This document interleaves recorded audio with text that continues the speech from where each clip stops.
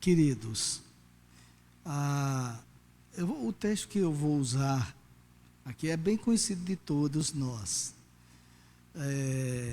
Está lá em Josué, no capítulo 24, versos 14 e 15. Como eu disse, é um texto bem conhecido de todos nós, mas como a palavra de Deus se renova a cada manhã, nós, com certeza, Deus tem algo a nos dizer, tenho certeza disto. Amém? A versão que eu uso aqui é a NAA, não sei se vai diferir muito da sua, mas creio que ao término todos vão chegar qualquer versão vai chegar sempre à mesma conclusão que Josué chegou aqui. Diz assim o texto sagrado.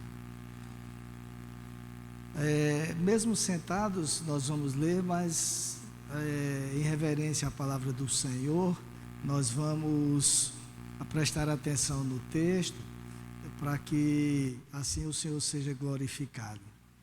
Diz assim o texto: agora, pois, temam o Senhor e o sirvam com integridade e com fidelidade. Joguem fora os deuses que os pais de vocês serviram do outro lado do Eufrates e no Egito, e sirvam o Senhor. Mas, se vocês não quiserem servir o Senhor, escolham hoje a quem vão servir, se os deuses a quem os pais de vocês serviram do outro lado do Eufrates, ou os deuses dos amorreus em cuja terra vocês estão morando. Eu e a minha casa serviremos o Senhor. Amém? Agora eu queria que você olhasse para quem está do seu lado e dissesse assim: você é uma bênção. Mas, por favor, não converse comigo agora. Amém? Então vamos, crendo que você vai atender o pedido do seu irmão ou da irmã que está ao lado, vamos aqui meditar na palavra do Senhor. O texto que nós acabamos de ler, meus amados irmãos, está incluído na narrativa, e nós sabemos disto, em que Josué, após destruir as terras, ou melhor, após destruir os que estavam, vencer a guerra contra aqueles que estavam lá na terra que havia sido prometida, e depois de ter distribuído a terra com as tribos de Israel, já idoso, este trecho que nós lemos aqui ocorreu quando Josué já se encontrava idoso. Ele reuniu todo o povo e trouxe à lembrança tudo o que Deus havia feito até aquele momento para com Israel. Ele, primeiro, apenas para relembrar, para nós nos situarmos, primeiro ele disse no verso 3º, aqui do capítulo 24, ele mostrou como Deus tirou Abraão da terra que ficava além do Eufrates e o levou para Canaã. No verso 3º, eu não vou ler o texto para não ficar muito longo, mas vou apenas citar. Nos versos 4º e 5º, ele lembrou como o povo viveu no Egito e posteriormente foi libertado por Moisés. Nós conhecemos a história, sabemos que o povo foi escravizado no Egito, mas posteriormente Deus levantou Moisés como libertador daquele povo. Nos versos 6º e 7º, ele mostrou como Deus fez o povo atravessar o Mar Vermelho e naquele mesmo mar sepultou todos os que perseguiam o seu povo, o exército de Faraó. Nos versos 9 ao verso 10, ele mostrou como Deus fez Balaão abençoar o povo, ao invés de amaldiçoá-lo, como havia pedido que ele fizesse o rei dos Moabitas, Balaque, não é? No verso imediatamente seguinte ao verso 12, que a gente não vai dizer o número para não pecar, diz assim, ele mostra que Deus entregou uma terra ao povo, na qual este povo não havia cultivado, o povo não havia plantado, não havia feito nada na terra de Canaã e estava colhendo os frutos positivos daquilo que outros haviam plantado. Eles não haviam construído cidades, nada, mas estavam desfrutando daquilo que Deus havia prometido para eles. E após fazer este relato para o povo, trazer a lembrança do que o povo fez, ele chegou no versículo que nós lemos, o os versículos 14 e 15, nos quais ele deu um conselho, um sábio conselho para aquele povo, e revelou a decisão que ele tomou ao término do conselho. O conselho foi o seguinte, no verso 14: temam o Senhor e o sirvam com integridade e com fidelidade. Observem que são duas atitudes que ele aconselhou seus ouvintes a terem em relação ao Senhor: temor e integridade. Temor significa respeito ao Senhor, significa reverência ao Senhor. Temor na Bíblia é diferente de medo. Às vezes as pessoas não fazem algo por medo das consequências, mas temer é diferente. Normalmente, quando me chamam a mim e a minha esposa para nós ministrarmos palestras em encontros de casais, eu lembro de uma história que aconteceu certa feita com minha filha mais velha. Aliás, eu quero justificar, minha esposa não veio, porque eu saí do escritório e fui pegá-la, mas o trânsito estava um caos. Não sei se já começaram as festas juninas, e aí mal eu cheguei em casa, deixei ela e voltei para aqui, não deu tempo. Vocês sabem que mulher quer se produzir, não dava tempo, então não tinha como esperar. Mas, fechando parêntese e calando minha língua ferina, viu, mulheres? Eu sempre conto uma história que aconteceu com nossa filha mais velha, que hoje é casada, mora em Petrolina. Aliás, estou com muita saudade dela. São 9 horas de viagens daqui para Petrolina. E não dá para ir sempre lá, porque é um dia de viagem quase. Mas, quando ela tinha cerca de 5 anos, quando aqui em Campina Grande tinha uma coisa chamada micarande, não sei quantos são dessa época. Quem é dessa época aqui? Levanta a mão assim. Tem uns aqui para me ajudar. Tem muitos. Quando terminar o culto, a gente vai fazer uma oração, que a gente está perto de ir para a glória.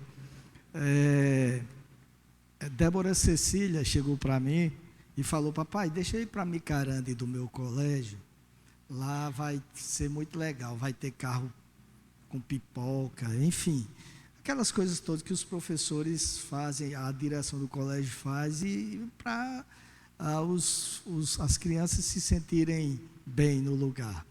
E eu não sabia o que dizer naquele momento, queridos, até porque eu tenho 2 filhas, Débora Cecília e Isabela. E aí sempre foram mais, mulheres sempre conversam mais com mulheres, então conversam mais com a mãe, embora sempre tenham sido minhas amigas, mas essas coisas sempre conversam com as mães. E eu fiquei pedindo a Deus uma palavra: o que é que eu vou dizer para minha filha aqui? Eu falei para ela o seguinte: filhinha, eu e sua mãe, nós estamos criando você para ir atrás de um trio elétrico. Eu não vou dizer para você que é feio, mas o final nem sempre é bom, porque a Bíblia diz que há caminhos que ao homem parece ser bom, mas o final leva à morte. Aí eu falei o seguinte: olha, eu posso usar minha autoridade de pai e dizer: você não vai, e se você insistir, você pode ser castigado. Eu posso bater em você, eu nunca bati nela, mas eu falei isso. Eu posso bater em você, eu posso botar você de castigo, posso tirar privilégios, mas eu não quero que você deixe de ir por isso. Eu quero que você saiba que, se você quiser ir, como eu já falei, você vai entristecer a gente, vai entristecer a mim e a sua mãe, vai nos decepcionar, porque não foi isso que nós programamos para você. E aí eu citei algumas coisas que eu não vou lembrar agora, já são muitos anos, mas eu lembro que eu disse a ela assim: a decisão é sua. E ela ficou olhando para mim, aí parou e disse: papai, eu não quero ir mais. E nunca mais ela falou nisso, nunca mais. E o que é que eu quero dizer com isso? Se eu tivesse dito: se você for, eu vou bater em você, e não insista, ela não iria por medo das consequências. Entretanto, quando ela entendeu que aquilo iria nos entristecer, nos decepcionar, ela temeu, porque temer é respeitar, é reverenciar. E aí nunca mais ela falou nisso, sempre viveu na igreja até hoje. O esposo é presbítero lá na igreja. Ela mora em Petrolina, mas a igreja é em Juazeiro, ou seja, mora em Pernambuco e a igreja é na Bahia. Mas é só atravessar o rio, está lá na igreja, né? E aí, quando Josué disse, voltando para o texto, temam ao Senhor aqui, Ele estava dizendo: respeitem, reverenciem e vivam para agradar o Senhor. Não entristeçam o Senhor. Porque uma coisa é a gente não fazer algo com medo das consequências, outra é querer fazer por amor ao Senhor. Alguém já disse que medo é amor, temor é amor com respeito. E eu creio que é assim. Então, a palavra hebraica traduzida por temor significa exatamente isso: reverenciar, respeitar. E temer ao Senhor na prática é amá-lo com atitudes que não o entristeçam. Aliás, o apóstolo Paulo disse isso: não entristeçam o Espírito Santo de Deus, com atitudes de quem tem respeito. A outra atitude que ele recomendou para o povo foi a integridade. E ser íntegro significa ser completo, inteiro. Deus não quer ninguém pela metade, com o que sobra de nós. Tem um livro interessante, já faz muito tempo que eu li, chamado Um Mês para Viver. E neste livro, o autor contou um fato interessante, falando sobre integridade. Ele disse que certa feita, um casal chegou lá nos Estados Unidos, chegou numa lanchonete, dessas lanchonetes que você pede as coisas para viagem, tipo McDonald's ou coisa desse tipo. E aí o casal pediu um lanche para viagem. Não sei como é que pede um lanche para viagem nos Estados Unidos, mas pediram isto. E na hora chamaram a senha, ele pegou o pacote com a moça e saiu e foi lá para um parque comer. Quando ele abriu o pacote, conta o autor do livro, havia toda a féria do dia, ou seja, todo o apurado do dia estava ali. A moça que entregou o pacote entregou errado. Ao invés de entregar os sanduíches que ele pediu, entregou o dinheiro que estava guardado numa sacola semelhante àquela que é colocado o lanche. Ele voltou imediatamente e devolveu. E aí o gerente da lanchonete queria tirar uma foto com ele, fazer uma divulgação pela honestidade dele, porque às vezes a gente pensa que só no Brasil que existe esse negócio do cara não devolver, às vezes, algumas pessoas, não são todas, claro.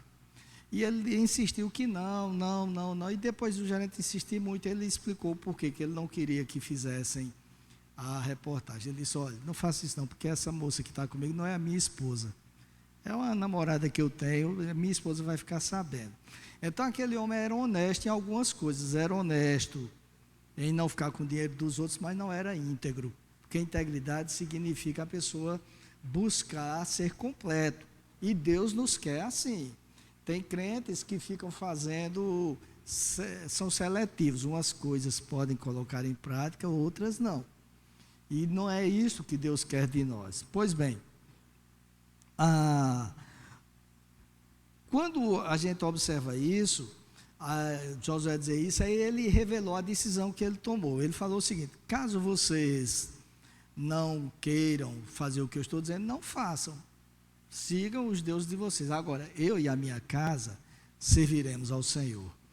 Muita gente diz que isso é uma promessa. Isso não é uma promessa, foi uma decisão que Josué tomou. Eu e a minha casa serviremos ao Senhor. E desta conversa, a vida entre Josué e o povo de Deus, podemos extrair alguns princípios que podemos aplicar nas nossas vidas como família, nos nossos lares. Porque é verdade que o contexto é outro, totalmente diferente. Não estava falando de família, o contexto originário. Mas os princípios que estão esculpidos no relato, de fato, prevalecem nos dias atuais. Então, a primeira coisa que a gente pode observar é que o propósito de qualquer família deve ser servir ao Senhor. E isto passa, amados irmãos, líderes dos seus lares, isto passa pelo líder da família. Há muitos pais que querem ver os filhos na igreja e querem ver os filhos envolvidos, mas eles não são pessoas piedosas dentro de casa, sobretudo. Não são bons exemplos de homens piedosos, de homens que têm um relacionamento com Deus. É óbvio que o contexto, repitem que as palavras ditas por Josué, as palavras que foram proferidas por Josué, era outro, porque naquele contexto o patriarca sempre tomava a decisão pela família e era seguido. Não é assim nos dias atuais, claro. Naquela época, se o patriarca dissesse, nós vamos seguir ao Senhor, todos seguiam, porque era assim que acontecia. Sabemos que hoje não é assim. No entanto, o princípio, repito, ensinado por Josué, permanece válido. Tem um comentarista chamado Richard Hess, que ele diz que para o cristão, abre aspas para ele, para o cristão, a declaração de Josué é um modelo de como alguém pode dar testemunho da sua fé, mesmo quando isso significa posicionar-se contra a maioria.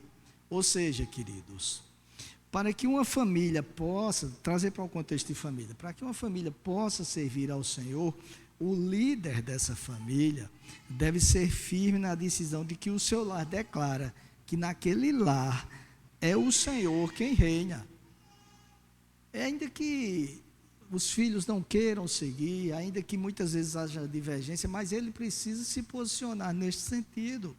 O Senhor é quem tem o senhorio do seu lar, da sua família, e não ele. Isto não significa dizer que a família vai acompanhá-lo, repito, mas ela vai saber que aquele lar é dedicado ao Eterno. Ela vai ter a consciência que aquele lar é dedicada ao Senhor dos Senhores. E isso significa dizer que o chefe da família deve ser exemplo, repito uma vez mais, para a sua família. Exemplo de dedicação ao Senhor. Exemplo de alguém que coloca em prática a palavra de Deus, de quem ama o Senhor e vive para Ele em todo e qualquer lugar, e não apenas na igreja. Porque, infelizmente, nos dias atuais existe muito isso. Pessoas que vivem de aparências, na igreja são uma bênção. Em casa, nem tanto. Isso significa ainda, para aqueles que são pais de filhos pequenos, isso se aplica a todos os filhos, mas para aqueles que são pais de filhos pequenos, que os pais, e o pai sobretudo, mas os pais devem se esforçar para inculcar nos filhos a palavra de Deus. Eu estou usando a palavra inculcar porque tem uma tradução que usa esta palavra.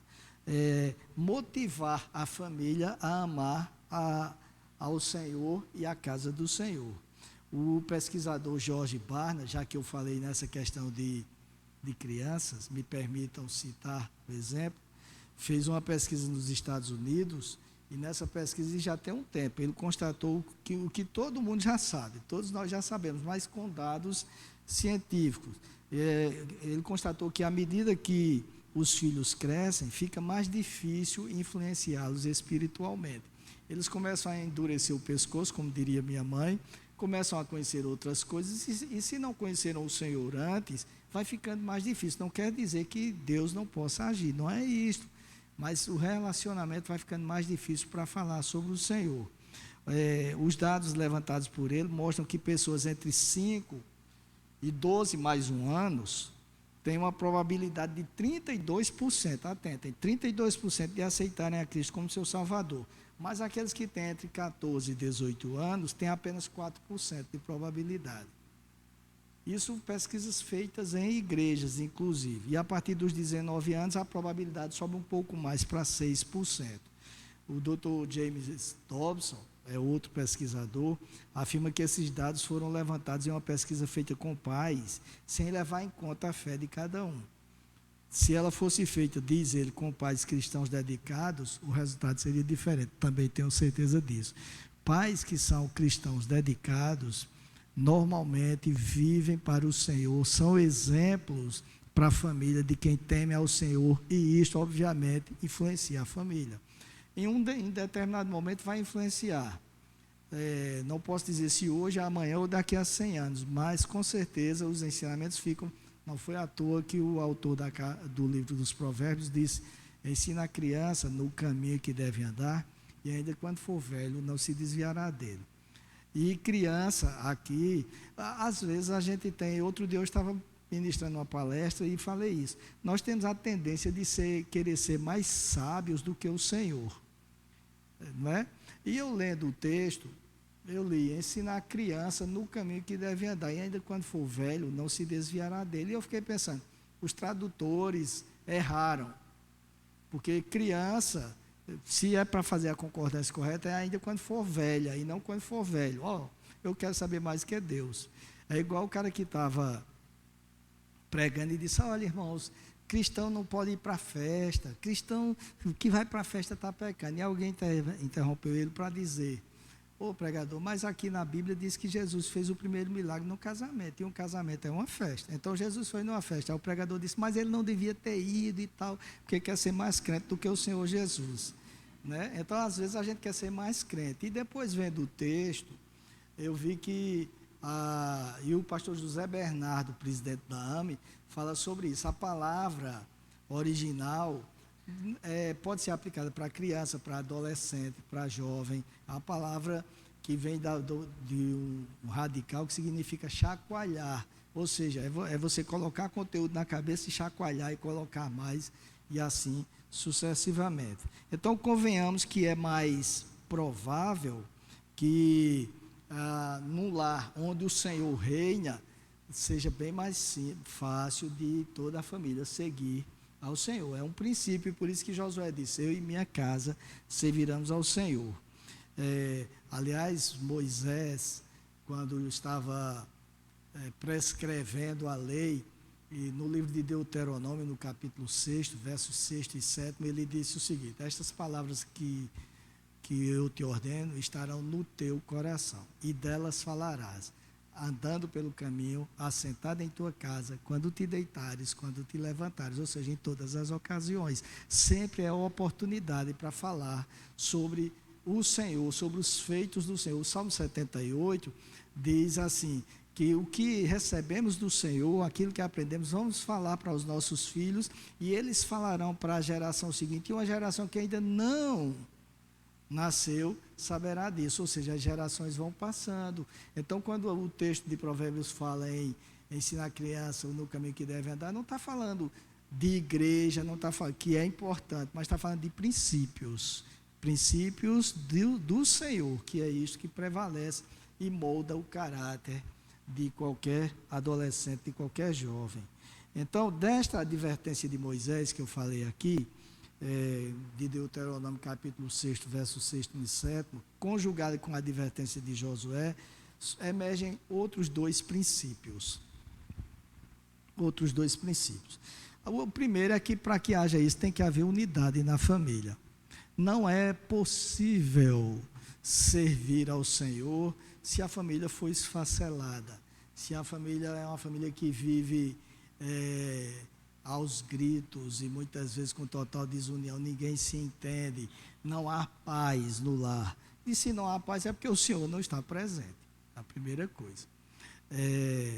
Não há como ensinar os princípios de Deus com persistência em todas as oportunidades, como Moisés prescreveu, se a família não se esforçar para ter um ambiente no qual o Senhor possa se fazer presente. E isto é um exercício de persistência mesmo, porque o inimigo fica tentando em todos os momentos, em todas as situações. E para manter esse princípio é necessário disciplina, persistência, como eu falei. E nos dias presentes isso é muito difícil, queridos, porque as escolas têm um calendário intenso. No meu tempo quando eu tinha cabelo, as aulas começavam no mês de março. E no mês de junho a gente já estava de férias, voltava em agosto, e novembro, final de novembro, a gente estava de férias. Hoje começa no final de janeiro, os meninos têm aula de manhã, de tarde, e tem reforço no sábado, e tem isso, tem aquilo. Eu fico preocupado com as crianças, como elas ficam estressadas, e com razão, não é? E os adolescentes se preparando para o Enem, essas coisas todas. Então não há tempo, nos dias atuais, para a família se reunir, para orar. O culto doméstico está sendo cada vez mais negligenciado, não há tempo para a leitura da Bíblia. Enfim, a família não se reúne mais, e quando se reúne, é cada um com o celular na mão, olhando o mundo lá fora.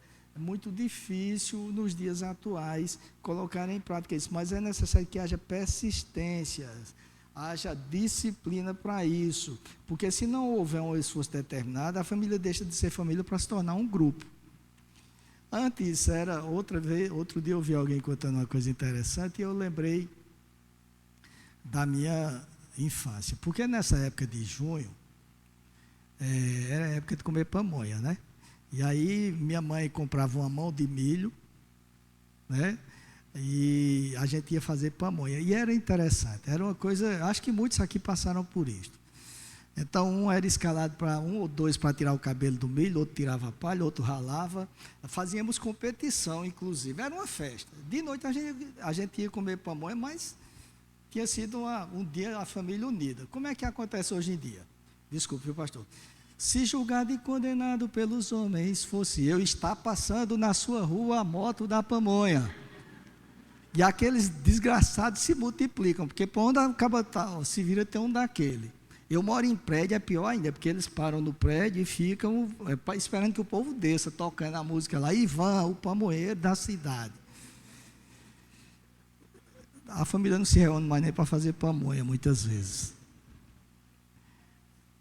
Infelizmente. Quanto mais para ler a Bíblia, quanto mais para orar. Família, nos dias atuais, tem deixado de ser família para ser um grupo. E se reúnem apenas em ocasiões esporádicas para tirar foto, para botar no Instagram, para botar nas redes sociais e só isso. E fotos não revelam quem nós somos. Famílias não são perfeitas, porque são formadas por pessoas pecadoras. Todos nós somos pecadores. E se não houver um esforço, se não houver um exercício disciplinado, para que haja piedade no lar, a família fracassa, sucumbe diante das dificuldades. Quando Josué disse, eu e minha casa serviremos ao Senhor, dentro disso tem muito mais coisa do que simplesmente vir à igreja, do que simplesmente professar que é crente. Tem o serviço realmente ao Senhor, e o serviço passa pelo culto a Ele, pela adoração, por uma vida piedosa, devocional, que é difícil. Sabemos que é difícil. E sabem, queridos, ontem eu estava em Santa Cruz do Capibaribe com o pastor Aurivan Marinho, o pastor Bruno César e o pastor Manuel Marreiro, numa reunião do Conselho de Pastores da denominação. E depois a gente foi almoçar e a gente começou a conversar sobre esses problemas que a gente enfrenta no dia a dia com famílias. E mais uma vez, eu fiquei refletindo sobre isso. Só muda o endereço. Os problemas são os mesmos em todos os lugares. Porque o mundo está difícil. E se nós não nos esforçarmos para seguir, não tomarmos a decisão, como Josué tomou, e nos esforçarmos para isso, nós vamos ter dificuldades cada vez mais. Então tem que haver um esforço determinado para que a família não deixe de ser família e se torne um grupo. Por esta razão é que muitas vezes eu tenho visto, e aí eu estou falando de famílias que frequentam igrejas, viu, queridos? É claro que isso não é a regra, mas eu tenho visto cada vez mais filhos que não honram os seus pais, embora estejam nos cultos dos jovens constantemente, mas não honram os pais, pelo menos não como a Bíblia ensina, porque primeiro não tem tempo e depois não atenta para a Bíblia, atenta para uma coisa jovem que está aqui, que tem seus pais vivos. Honrem seus pais. Tem gente que diz assim, você diz isso porque você não conhece meu pai, ele não é crente. A Bíblia manda honrar pai e mãe, não condiciona a religião, não condiciona a fé, manda honrar. Simples assim. E muitos filhos são bênção, mas precisam aprender isso, porque ficam condicionando a obediência aos pais a eles serem cristãos. Se bebe, eu não tenho nada a ver com ele, não deixa de ser seu pai, não deixa de ser sua mãe, por isso. A única exceção é se prescrever alguma coisa que seja contrária à palavra de Deus. Mas não sendo isto, nós temos o dever de honrar os pais.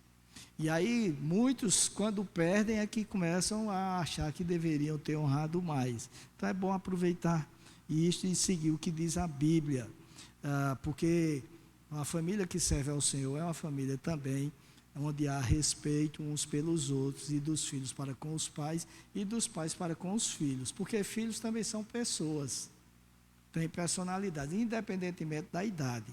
São pecadoras, pessoas pecadoras, independentemente da idade. Por que é que você vê um bebê muitas vezes chorando de raiva, vermelho? Se ele pudesse, ele batia na mãe, mas ele não pode, mas a natureza pecaminosa está ali, querendo reinar, não é? Então precisam ser compreendidos para que possam ser ensinados, e nós, os pais, precisamos cada vez mais estar colocando eles diante do Senhor, independentemente da idade, porque não deixam de ser filhos.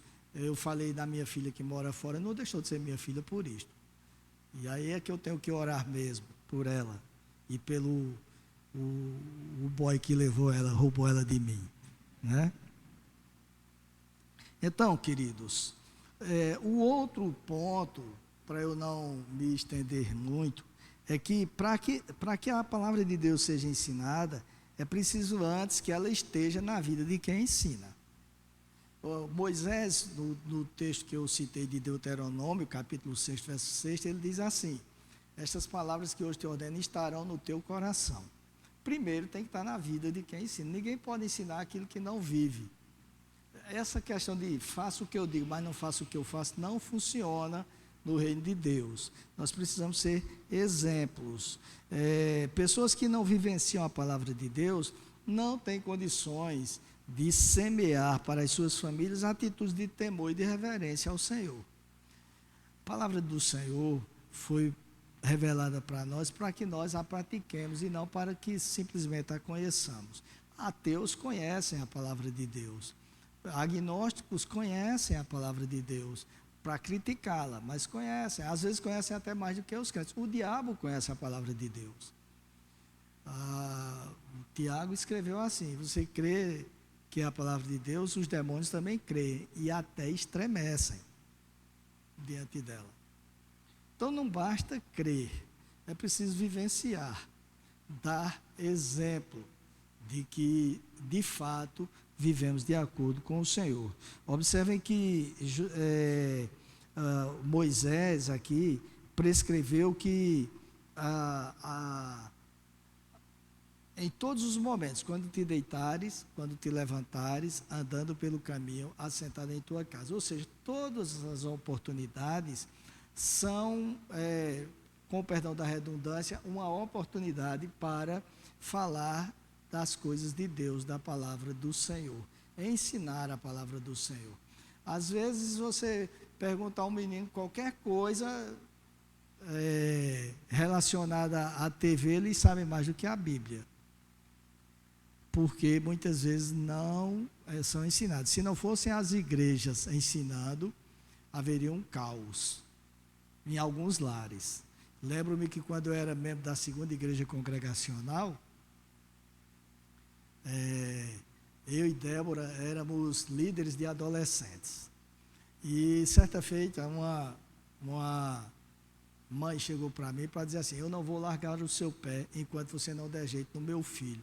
Eu falei: eu só vejo seu filho nos domingos e quando você vem à igreja.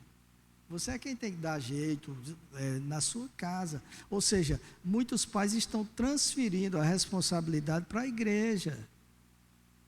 Não vivenciam a palavra de Deus nas suas casas, não ensinam a palavra de Deus e acabam transferindo a responsabilidade para a igreja. A igreja é uma bênção, meu amado, minha amada. Eu não sei de mim o que seria, se em primeiro lugar, se não fosse Deus na minha vida, e depois a igreja do Senhor, que tem sido uma bênção. Mas ela não vai substituir a responsabilidade que pertence aos líderes dos lares. Jamais. Jamais. Eles precisam tomar a decisão e colocar em prática. E o outro princípio que a gente infere do texto é que para que a família sirva ao Senhor, como Josué ensinou, ela deve reconhecer e ser grata pelo que Deus já fez. Observem que Josué, eu fiz um relato rápido, mas antes dele dizer, joguem fora os deuses dos seus pais e temam e sejam íntegros diante do Senhor, ele fez um relato de tudo quanto Deus já havia feito. Porque nos dias atuais, sobretudo com algumas doutrinas que enfatizam muito a questão do ter, as pessoas não olham o que Deus fez, elas olham o que Deus não faz. E reclamam disto. E em casa reclamam muito disso, porque Deus não fez isso, e eu peço e peço, e não vê o quanto Deus tem feito ao longo dos anos, o quanto Deus tem cuidado, o quanto Deus tem sido bondoso com cada um de nós. Só o fato de nos ter dado Jesus Cristo para nos livrar da perdição eterna, já é um milagre sem precedentes. E aí, o apóstolo Paulo diz que aquele que nem ao seu filho poupou, quanto mais as demais coisas não nos dará. E ele tem dado, tem suprido. Mas nós, muitas vezes, não olhamos o que Deus tem feito. Então, Josué, antes de aconselhar o povo, fez questão de fazer aquele relato para chamar a responsabilidade do povo. Vocês não são filhos de um Deus que abandonou vocês. É um Deus que cuida de vocês, um Deus soberano, que é o autor da história de vocês. É um Deus que tem tido o controle da situação, ainda que as coisas aconteçam de forma contrária, porque nós vivemos num mundo que jaz no maligno, e em todos os momentos o Senhor Jesus disse: no mundo tereis aflições. Então não tem como fugir disso, e é bom até para a gente não se acostumar, porque ora, tem aflição, e se eu perguntar aqui, quem quer morrer hoje, ninguém vai querer, eu penso eu, sempre vai ter, não, agora não, mesmo sabendo que vai para o céu, não é? Então imaginem se não tivesse aflição, ninguém iria querer sair daqui. Mas vejam, eu estava, domingo passado, antes de ontem, né? Eu fui convidado para ministrar na segunda igreja congregacional, que completou 58 anos. E aí fizeram umas homenagens a quem passou por lá e me chamaram. E eu lembrei de uma história que ocorreu recentemente, aliás, ainda tem ocorrido na igreja que eu pastoreio. Eu tenho um casal lá, uma bênção, o presbítero Tonimar e a sua esposa Nuzi. Na pandemia, Nuzi ficou grávida, primeiro filho. Ficou grávida e pouco tempo depois perdeu o filho. Na sequência, passou alguns meses, ela se descobriu grávida outra vez. Eu lembro que nós estávamos, no final de 2021, estávamos conversando com ela numa festa de casamento, e ela feliz da vida que no dia seguinte iria fazer a ultrassom para saber o sexo do bebê. E quando ela foi fazer aquela ultrassom, descobriu-se que o feto tinha encefalocele. Encefalocele é uma enfermidade, abriu-se aqui entre os olhos dele uma fístula de 2,5 centímetros e o cérebro se formou fora da calota craniana. E aí, primeiro, não sabe se vai nascer. Tem sempre aqueles que sugerem, inclusive, que tirem. Se nascer, não nasce com vida. E se nascer com vida, morre imediatamente. Ou, se resistir por um tempo e for fazer a cirurgia, talvez não resista à cirurgia. Então, imagine como é a vida. Você, de repente, você está cheio de planos e se pegar com uma situação dessa, uma notícia desta. A vida, queridos, nos prega essas surpresas desagradáveis. Nós constantemente, às vezes o dia começa tudo bem e durante o dia acontece uma tragédia, uma desgraça, um problema, perde-se o emprego. E aí, se nós não tivermos o Senhor reinando nas nossas vidas e nos nossos lares, degringola tudo. Eu lembro que Nuzi ficou muito abalada na noite, no dia mesmo, quando ela soube disso, ela falou comigo, eu fui na casa dela com Débora, oramos e fomos acompanhando, e ela continuou a gravidez, e Joel nasceu, era um menino, Joel. E aí foi interessante porque Deus despertou a igreja cresceu muito naquela época, crianças oravam, e enfim, foi algo tremendo que Deus fez. E Joel nasceu com vida, fez a cirurgia, aliás, ele fez 7 cirurgias na cabeça em 4 meses, 7 cirurgias, o bebê, está vivo até hoje, está com 2 anos, claro, tem uns retardos, porque ele passou os 6 primeiros meses, os 4 primeiros numa UTI deitado, sem comer, sem nada, com a sonda, depois teve que aprender a comer, e 4 meses, não se recuperam em 4 meses, são muitos anos depois, e é uma luta constante. Mas eu lembro que eu perguntei a ela outro dia, ô Nuzi, você trocaria o que tem passado, o que você passou, você trocaria por Joel não ter nascido, para você não passar por isso de forma alguma? Porque ela tem experimentado o cuidado de Deus. Ela e Tony, eu oro constantemente por eles, para Deus renovar as suas, porque não é fácil, mas tem experimentado o cuidado de Deus. E aí, poderia simplesmente dizer assim, Deus não curou, Deus não podia ter feito isso, não podia ter feito aquilo, outro, não poderia ter permitido que acontecesse assim. Tem gente que diz, eu não aceito, eu declaro, porque tu me amas, e porque Deus não fez, vai deixar de amar? Não, queridos. Então a vida tem disso, e por isto mesmo é que um dos princípios que nós podemos inferir do texto, embora não esteja explícito, mas está implícito, é que nós devemos aprender a olhar para o que Deus tem feito, como Josué fez. Porque quando nós olhamos o que Deus fez, nós sabemos o que Ele pode fazer. Nós continuamos confiando, sabendo que Ele tem cuidado e que Ele pode fazer muitas outras coisas. E se Ele não fizer, Ele já deu prova que é Deus, não vai mudar nada. Mas aí quando não se olha para isto, e muitos lares têm perecido por isto, porque quando não se olha para Deus, para o que Ele fez e para o cuidado que Ele tem, começa a se reclamar, começa a negligenciar a vida devocional, a família deixa de ser piedosa, porque ela está preocupada com o dia a dia, está preocupada com as coisas desse mundo, está preocupada em conquistar as coisas, e Deus deixa de ser prioridade na sua vida. Há pessoas que reclamam de tudo e não param para refletir sobre o que Deus já fez por elas, e o resultado é sempre insatisfação, infelicidade, e isso somado à ingratidão que acaba, como eu disse, afastando elas do Senhor. Os conselhos de Josué, meus amados, são relevantes e imprescindíveis para todos os lares que pretendem viver segundo a vontade de Deus.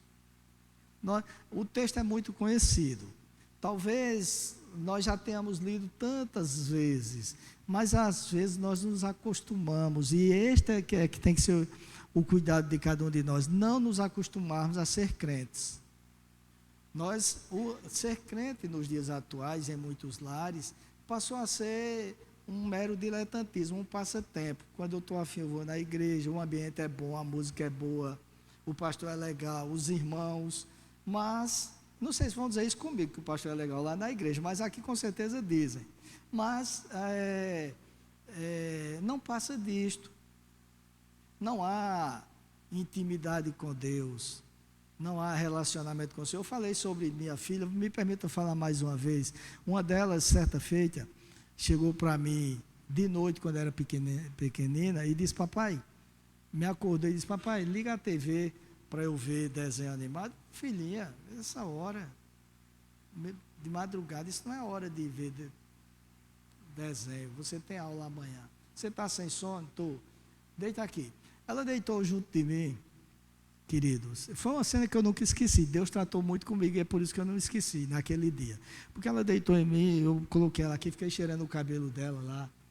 E eu comecei a sentir o coração dela batendo. Tinha hora que batia no mesmo compasso que o meu, tinha hora que era diferente. E ela foi se acalmando ali, calada, eu também, e ela dormiu. E Deus começou a tratar comigo, porque não havia nenhum diálogo entre mim e ela, mas havia comunicação. Não sei se vocês entendem o que eu quero dizer. E Deus começou a tratar comigo, dizendo assim, olha, é a mesma coisa que eu faço com você. Tem muitas vezes, nos seus momentos de aflição, você não precisa recorrer aos desenhos da vida, porque tem muita gente recorrendo aos desenhos da vida. Leia as coisas que o mundo dá. Eu estou aqui de braços abertos, assim como você, com sua filha, eu também estou para lhe ajudar a conciliar o sono, a seguir em frente. Eu cuido de você. Eu cuido de você, cuido dos seus filhos, cuido da sua esposa. E, queridos, para que isso aconteça, quer dizer que eu sou melhor do que os outros? Não. Tem que ter muita disciplina, porque o dia a dia é corrido. São muitas coisas para fazer, mas é preciso que haja muita disciplina, muita vontade de estar na presença do Senhor, porque o nosso corpo, a nossa carne, o negócio difícil é a carne. É muito difícil. Não sei com vocês, mas comigo, e que você quer ver difícil, você quer, pelo menos comigo é assim. Uma coisa fácil para entrar na carne é dirigindo. o cara lhe fecha, passa um motociclista, bate no seu retrovisor, e o meu já é todo arranhado disso. E aí, outro dia eu me peguei pecando demais. Outro dia, Deus falou muito ao meu coração por isso, porque eu não brigo, mas eu fico, isso é um imbecil. Ah, idiota. Tal. E Deus falou para mim, que amor é esse que você prega? Que relacionamento é esse que você tem comigo? Porque é carne. É uma luta constante. Eu não sei com vocês, mas comigo é assim. Eu não vivo fazendo coisas extravagantes como alguns podem pensar que eu estou dizendo, mas eu sou pecador. E é muito difícil andar em linha com a palavra. Requer disciplina, oração, busca. Às vezes, eu vou fazer audiências e do outro lado tem uma testemunha emitindo. Olhe, queridos, a vontade que dá é dizer, cabra mentiroso, bicho safado. Dentro do meu coração, às vezes, vem isso. E aí Deus começa a me tratar. Mas é uma luta. Agora, se eu sou assim, se eu não me cuidar, minha família vai ser do mesmo jeito. Se eu não der exemplo em casa, vai ser do mesmo jeito. E aí eu vou ser um péssimo exemplo para as minhas filhas e os futuros netos. Vou ser um péssimo exemplo para a minha esposa. Que qualidade de cristão? Eu não estou falando nem de pastor, estou falando de quem se diz servo do Senhor. Nós precisamos atentar para os conselhos de Josué. Atentem. Ele fala em temor e em integridade. Deus não nos quer pela metade, sendo seletivos. Deus não quer nossa família pela metade. E isso é uma responsabilidade muito grande sobre cada um de nós, e nós precisamos vigiar constantemente e recorrer ao Senhor. Muitas famílias estão sucumbindo às armadilhas de Satanás porque desprezam esses conselhos aparentemente tão simples e tão sérios, e tão relevantes para os nossos dias. E tão necessários para serem colocados em prática, e por isso precisamos ficar vigilantes. Está chegando a hora, viu? Eu não vou estourar a hora, não. Falta um minuto ali, pelo que você me disse. No céu vai ser bom, porque no céu não vai ter um relógio olhando para a gente e dizendo a hora, né? Mas aqui tem. Então, ele está ali dizendo. Mas eu quero encerrar dizendo que, amados, sempre que eu falo em algo desta natureza, como eu estou falando agora, parece que eu estou levando um soco do Senhor. Não sou melhor do que ninguém aqui. Preciso muito das orações de todos e preciso orar constantemente, senão a carne reina. E eu não estou falando, repito, de pecados extravagantes, como a sociedade diz, não. Eu estou falando do pecado de não ter comunhão com Deus, que é o maior de todos, que leva a todos os outros. Precisamos ser vigilantes nesse sentido e precisamos levar a nossa família à comunhão com o Senhor. Se não dá para fazer culto doméstico, porque todos têm um horário, não saiam de casa antes sem reunir a família e orar. E pelo menos ler um versículo bíblico, pelo menos interceder uns pelos outros, ainda que seja uma oração rápida. Mas a família precisa se manter unida no serviço do Senhor. Que Deus tenha misericórdia de nós, de cada um de nós, nos dê a graça para atentarmos e vivenciarmos as palavras proferidas por Josué e todas as demais que estão esculpidas na palavra do Eterno. Amém?